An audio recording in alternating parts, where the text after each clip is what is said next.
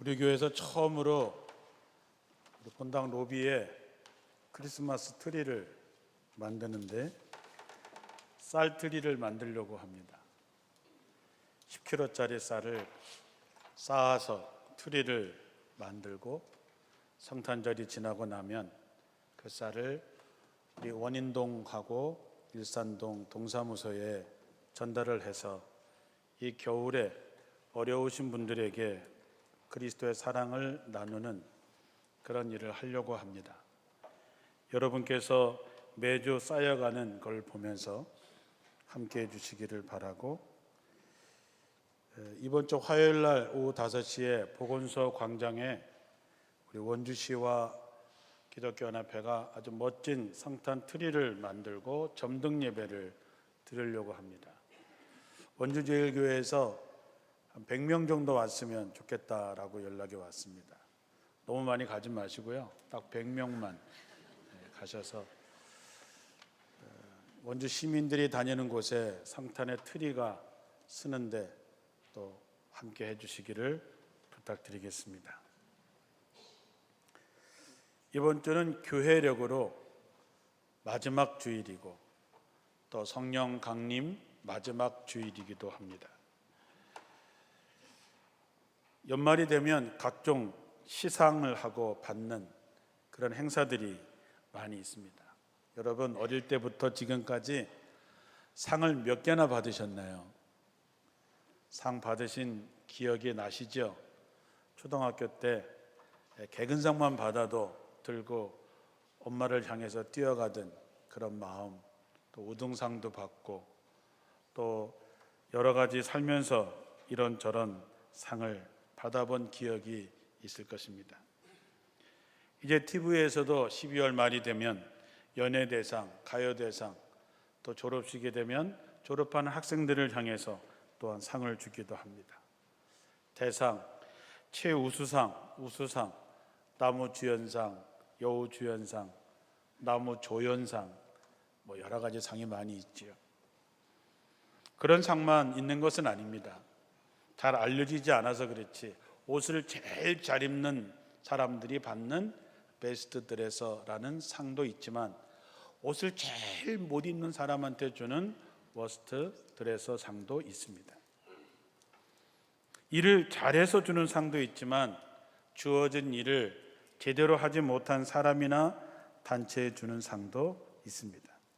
상이라고 하는 것이 원래는 아름답고 좋은 일을 기리기 위해서 주는 것인데, 그래서 대상이나 우수상이나 발전상 이런 상들을 받으면 좋겠지만 잘 못해서 받는 상, 이런 상을 받는 사람이나 그런 단체는 별로 기분이 좋지 않겠지요.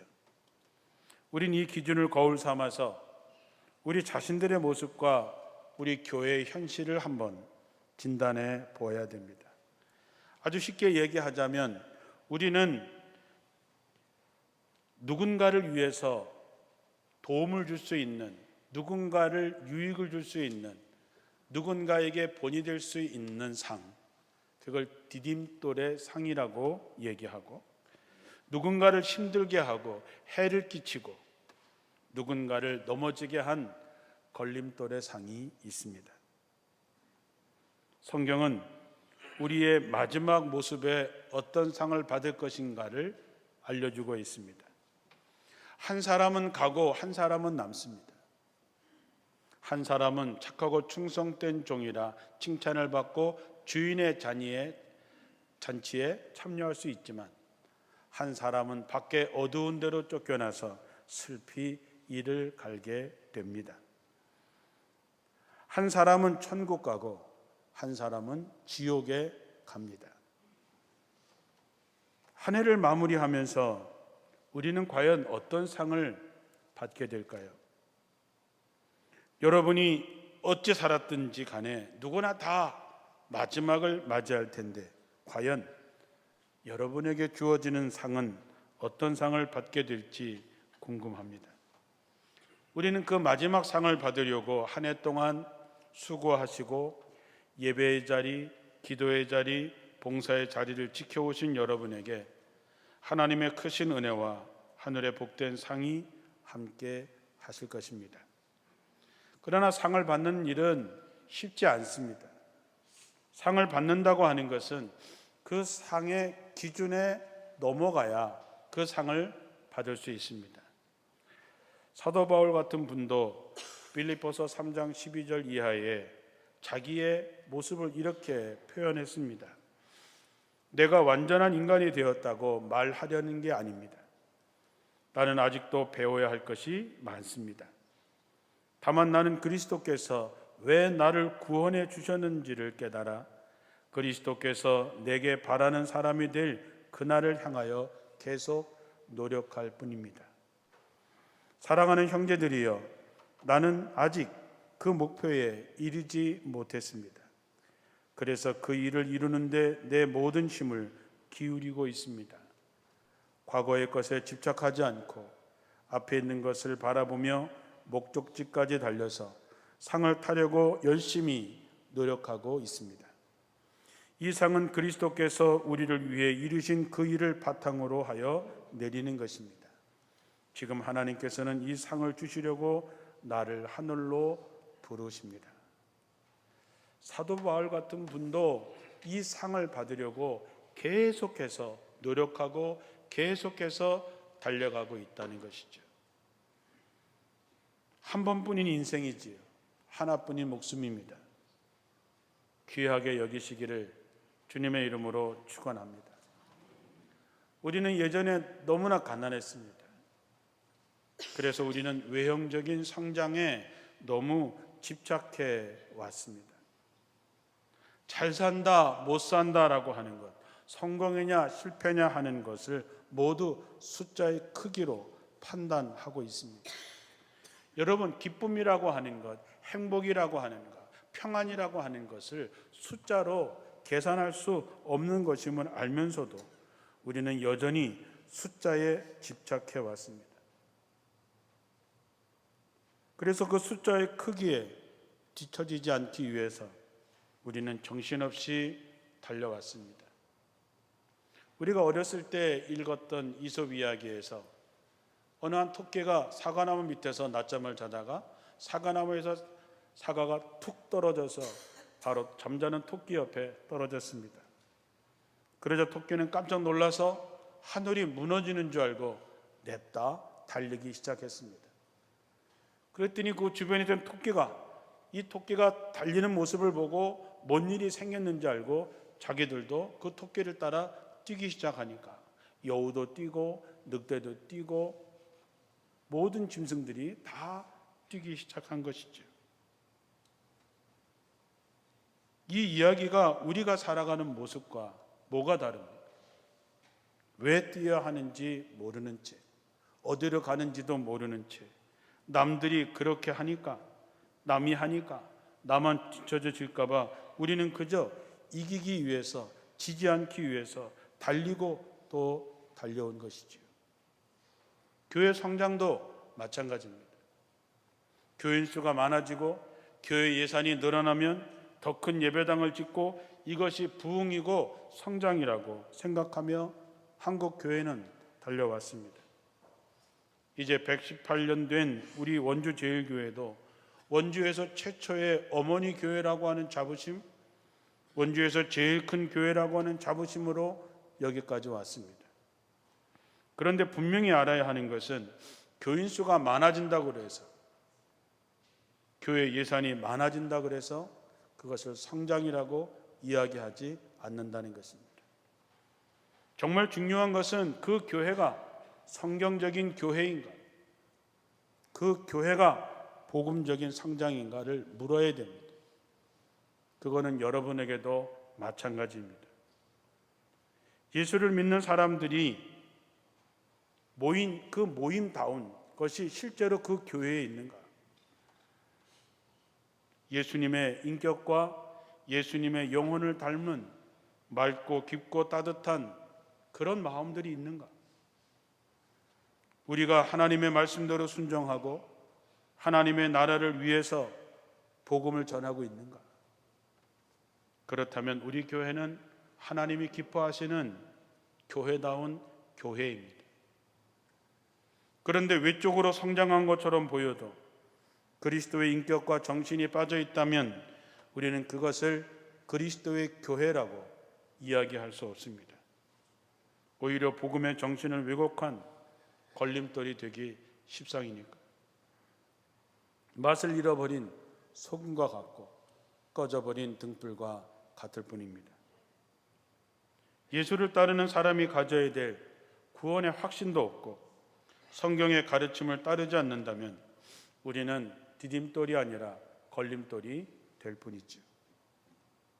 얼마 전에 오늘날의 교회의 모습, 우리의 모습을 드러내는 설문조사가 하나 있었습니다.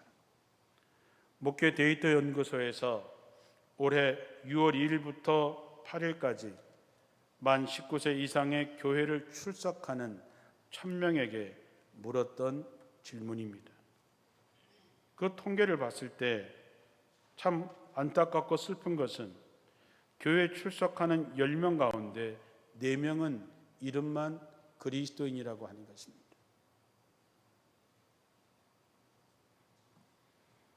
그들은 신앙생활에 대한 진지함이나 절실함이 없습니다.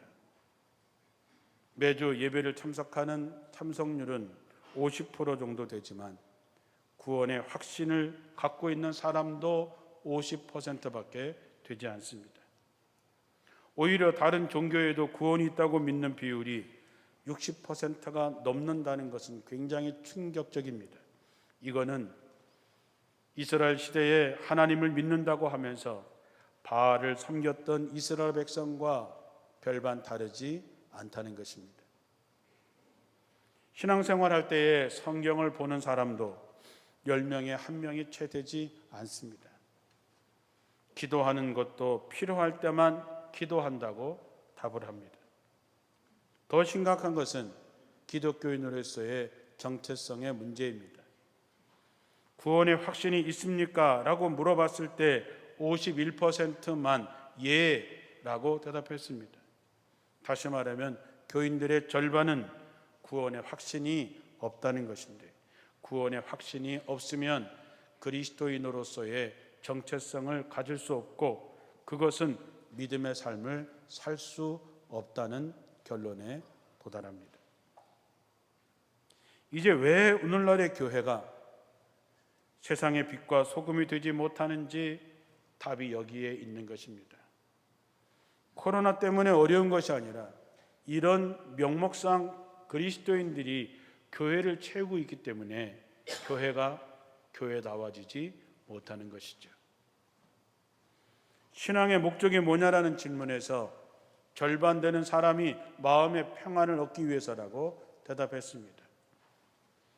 구원과 영생을 얻기 위해서, 복음을 전하기 위해서라고 하는 사람이 25%밖에 되질 않았습니다. 그러니 교회가 교회답기가 어려운 것이죠. 이 조사를 보고 여러분은 무엇을 느끼셨습니까? 여러분은 과연 어디에 속해 있을까요? 이 조사의 결과는 앞으로 한국 교회가 어떻게 될 거라고 하는 것을 보여주고 있습니다. 누가복음 21장에 보면 어떤 사람이 예루살렘 성전을 바라보면서 너무 놀랍니다. 와, 예루살렘 성전이 너무 멋있네. 너무 대단하다. 거기에 많은 사람들이 장식해 놓은 여러 가지 헌물들을 보면서 감탄사를 늘어놓고 있을 때 예수님께서 그의 기쁨에 찬물을 끼얹는 말씀을 하십니다. 너희가 보는 이것들은, 너희가 보는 이 예루살렘 성전은 날이 이르면 돌 하나도 돌 위에 남지 않고 다 무너뜨려질 것이다.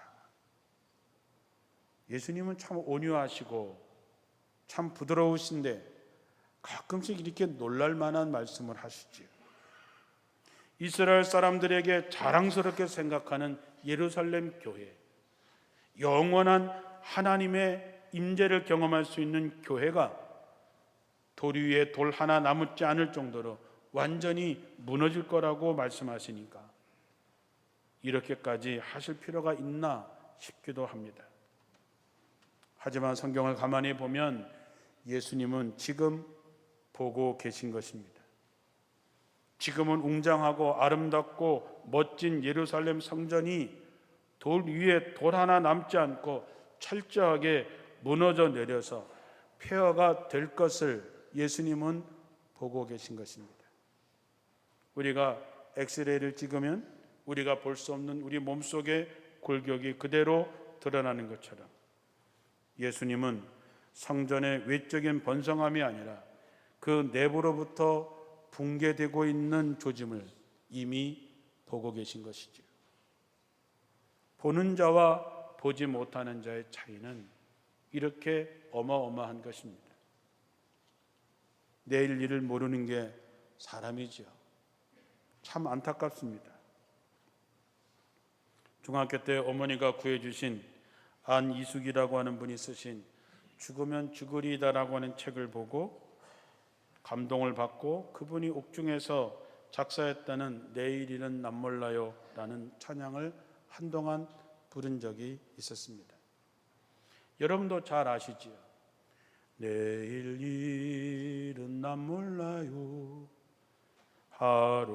하루하루 살아요 불행이나 요행함도 내 뜻대로 못해요 험하니 길 가고 가도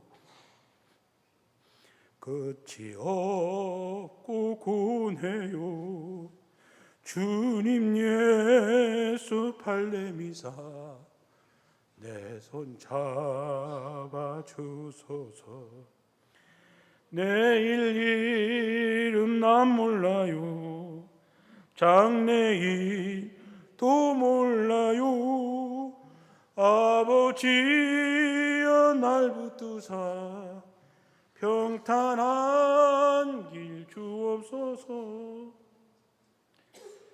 이 찬양을 가만히 보면 슬퍼하고 가슴 아파하고 어쩌면 기도 응답이 되지 않아서 내 삶이 충족되지 않아서 자포자기하는 심정으로 부르는 찬양 같습니다. 하지만 우리는 모든 것을 정말 하나님께 맡기고 가고 있을까? 우리가 하루하루 산다는 것이 그저 하루살이처럼 사는 것이 아니라 우리가 살아가는 하루하루를 염려를 하나님께 맡기고 하루하루를 붙잡고 가는 그 하루하루가 영원한 하나님의 나라에 연결되어져 있다는 것을 알고 가는 사람이 부를 찬양입니다. 사랑하는 성도 여러분, 우리가 하루하루 사는 이 하루는 그냥 없어지는 것이 아니라 영원과 연결되어져 있습니다. 여러분, 벌써 2023년도 다 갔습니다. 그러나 이 시간이 사라지는 것이 아니라 영원한 하나님의 시간과 연결되어져 있다는 것이지요. 그래서 우리가 2023년을 어떻게 살았느냐, 이건 없어지는 것이 아니고 내가 사는 것에 대해서 하나님께서 상을 주시든지 책망을 주시든지 하는 것이지요. 우리 당장 눈앞에 보이는 것만 현실이라고 생각합니다. 하지만 예수님의 현실은 미래와 연결되어져 있습니다. 이 예루살렘 성전이 어떻게 될까? 많은 사람들은 겉에 있는 모습을 보고 와 멋지다, 와 웅장하다, 대단하다 라고 얘기할 때 예수님은 이 성전이 어떻게 미래에 될 거라고 하는 것을 아셨기 때문에 안타까워하시고 우셨던 것이죠. 성전만 그렇습니까? 여러분은 어떻게 될까요? 여러분의 가정은 미래가 어떻게 될 것 같습니까? 여러분의 자녀 손들은 여러분의 세상을 떠난 다음에 어떻게 될 거라고 생각하십니까? 얼마 전부터 저도 이제 나이가 들어서 그런지 죄송하지만 무릎이 시큰거리기 시작했습니다. 드디어 올 게 오는 거죠. 무릎이 시큰거리니까 걸음걸이가 달라집니다. 계단에 오르고 내리는 것이 부담되기 시작을 하고 한쪽 다리에 시큰거리니까 반대쪽 다리에 너무 힘을 주고 달다 보니까 이젠 그 다리마저도 또 시큰거리려고 하는 징조가 보입니다. 아마 다리나 허리가 아프신 분들은 알겠지만 몸의 중심이 무너지면 몸이 흔들리기 시작합니다.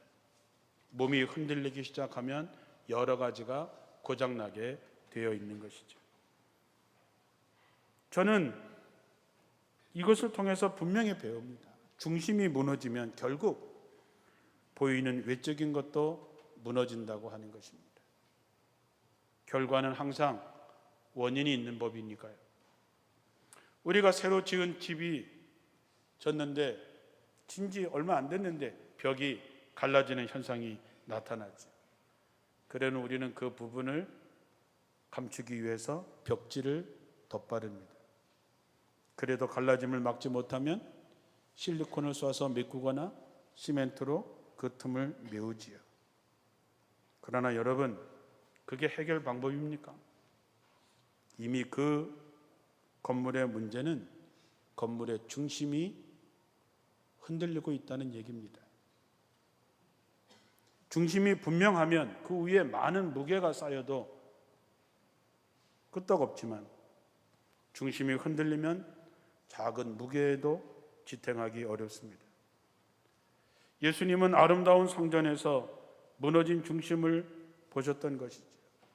인애와 공평이 사라지고 하나님의 마음이 사라지고 종교의 껍데기만 남아있는 성전은 사람들에게 걸림돌이 되고 있음을 보시며 예수님이 안타까워하신 것이죠. 오늘 우리 교회는 과연 하나님의 마음을 품고 있을까? 우리는 예수의 정신을 굳게 세우고 있는가를 생각해 보는 까닭도 바로 여기에 있는 것입니다. 우리는 교회 안이나 사회에서 선거할 때마다 늘 출마하신 분들이 개혁과 변화를 이야기합니다. 자신을 뽑아준다면 변화와 개혁을 통해서 잘 살 수 있게 해주겠다고 공언하지요. 그러나 현실은 어떻습니까? 우리가 신앙생활 하면서 수십 년을 예수 믿었고 날마다 하나님의 말씀으로 세워졌다면 우린 다 지금쯤은 천사가 되어 있어야지. 왜 변하지 않을까? 이렇게 예배드리고 기도하고 수백 번 수천 번의 말씀을 듣는데도 변하지 않는 이유는 딱 하나입니다. 여러분의 마음의 중심에 예수님이 안 계신 것입니다. 예수님은 그저 골방에 저 구석에 계실 뿐이지 마음의 중심에는 다른 것이 자리 잡고 있는 것이죠. 숫자가 자리 잡고 있는 것이죠. 예수님이 여러분의 중심에 정말 계시다면 변할 것입니다. 달라질 것입니다. 그런데 우리가 안 변하는 것은 우리의 중심이 하나님을 향해서 있는 것이 아니기 때문입니다. 나는 죽고 내 안에 예수님이 살아야 하는데 내 중심에 예수님이 없으니 내 마음대로 사는 것입니다. 종교라고 하는 말은 으뜸되는 가르침이란 뜻입니다. 으뜸되는 가르침은 세월이 바뀌었다 그래서 바뀔 수 있는 것이 아닙니다. 우리가 정말로 개혁되어야 되는 것은 뭐냐? 그 가르침에 덧칠해져 있는 군더더기를 긁어내는 것입니다. 우리가 개혁이라 그럴 때 그 혁이 가죽을 말하는 것입니다. 그런데 가죽을 말하는 피라는 게 있죠. 우리가 피부할 때 잎도 가죽입니다. 이 가죽 피는 피부라고 할 때는 벗겨내기 전이나 막 벗겨낸 가죽을 뜻합니다. 그런데 혁이라고 하는 말은 벗겨진 가죽을 습기를 제거하고 기름기를 제거하고 응달에 잘 말리고 그것을 두들기고 또 두들기는 무드질을 해서 우리가 쓰는 가죽을 만드는 과정이 끝난 가죽을 혁이라고 하는 것입니다. 그 무드질을 하지 않으면 가죽은 물끄러진 살과 더불어 썩게 되어져 있습니다. 하지만 기름기와 수분을 걷어내고 잘 말리고 끝없이 두들기고 또 두들기면 우리가 쓰고 있는 가죽으로 바뀌게 되는 것이죠. 바로 이것이 신앙의 영혼을 얻는 과정입니다. 우리가 믿음의 길을 가면서 정말로 걷어내야 될 것들이 얼마나 많습니까? 여러분이 신앙생활 하면서 정말로 성경에 비추어서 걷어내야 될 것들을 걷어내지 못하면 우리는 썩는 것입니다. 그것이 얼마나 힘들고 어려운 일일까요? 그러나 분명한 것은 하나님의 말씀에 비추어 걷어내지 않으면 썩는다는 것입니다. 그것이 유대인들이 자랑했던 예루살렘 성전이라 할지라도 말입니다. 118년을 자랑하는 원주 제일교회는 예외일까요? 예수를 수십 년 믿는 여러분들은 예외일까요? 우리 모두 개혁되고 변화되지 않으면 우리도 돌 위에 돌 하나 남지 않게 될 것입니다. 그래서 예수님은 나를 따르려는 자는 자기를 부인하고 자기 십자가를 지고 나를 따르라 하신 이유가 바로 이 때문입니다. 영생을 얻으려면 내가 무엇을 해야 되겠냐고 묻던 젊은 부자에게 예수님께서 네 가진 것을 다 팔아서 가난한 사람들에게 나눠주고 나를 따르라 했습니다. 결국 그 재물이 그 정신을 썩게 할 것을 보셨기 때문입니다. 살아있는 생명은 끊임없이 개혁을 합니다. 살아남기 위해서 끊임없이 탈바꿈을 합니다. 우리도 예수님이라는 생명을 향해서 날마다 우리를 개혁해야 됩니다. 그래서 사도 바울은 이렇게 고백합니다. 나는 날마다 내 몸을 쳐서 복종하고 나는 날마다 죽노라. 내가 남에게 복음을 전한 후에 오히려 내가 버림을 받게 될까 봐 나는 날마다 죽는다 했습니다. 이런 과정을 가야지만 우리가 거룩한 삶을 살 수 있고 하나님이 기뻐하시는 성도, 하나님이 기뻐하시는 교회가 될 수 있는 것이죠. 예수의 정신이라는 본질을 잃어버린 교회는 한낱 추문거리에 불과할 것입니다. 하만 하나님은 아모스를 통해서 공의와 사랑을 외면하면서 스스로 화려함에 도취된 당시의 유대인 종교를 향해서 이렇게 외쳤습니다. 나는 너희가 벌이는 절개 행사들이 싫다, 역겹다. 너희가 성회로 모여도 도무지 기쁘지 않다. 너희가 나에게 번제물이나 곡식 제물을 바친다 해도 내가 그 제물을 받지 않겠다. 너희가 화목제로 바치는 살진 짐승도 겉돌아 보지 않겠다. 시끄러운 노래소리를 나의 앞에서 집어치워라. 너희 검은고 소리도 나는 듣지 않겠다. 너희는 다만 공의가 물처럼 흐르게 하고 정의가 마르지 않는 강처럼 흐르게 하여라. 예언자들이 목이 터져라 외쳤고 예수님께서 온몸을 다해서 실현하려고 했던 것은 하나님의 말씀으로 공의가 바로 서고 하나님의 사랑이 강처럼 흐르는 세상이었습니다. 더불어 사는 기쁨이 충만한 세상이지요. 우리는 이 위대한 일에 부르심을 받고 있습니다. 성경은 예수님을 이런 새 하늘과 새 땅에 모퉁이 돌이라고 선언하고 있습니다. 우리가 어떤 일을 하든지 그것이 예수의 정신과 주의 말씀과 연결되어져 있는지를 날마다 살펴봐야 됩니다. 예수의 정신이 아닌 것이, 하나님의 뜻이 아닌 것이 교회의 중심 노릇을 하게 해서는 안 됩니다.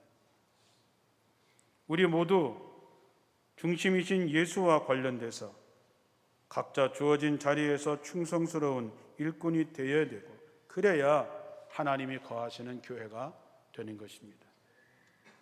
만민이 기도하는 집인 아버지의 집을 너희는 강도의 소굴로 만들었다는 주님의 불호령을 남의 집 이야기 듣듯이 들어서는 안 됩니다.